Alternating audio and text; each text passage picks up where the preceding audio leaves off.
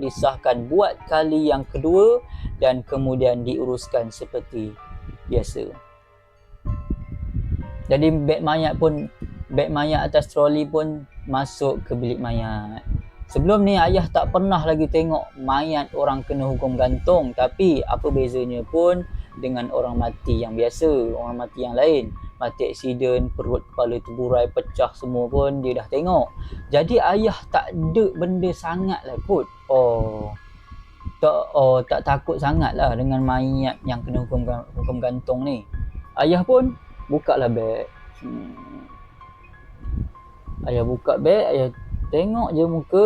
Kata ayah masa tu, dia nak pingsan. Mata mayat tu terbuntang sampai terkeluar dari soket.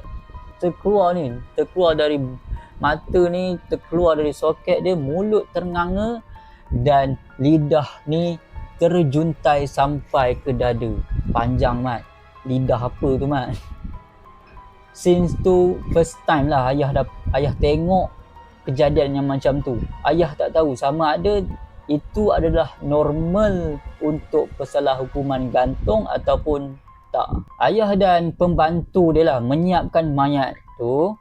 Mata terjojol dimasukkan balik dalam soket. Lidah terjulur panjang digulung-gulungkan balik masuk ke dalam mulut.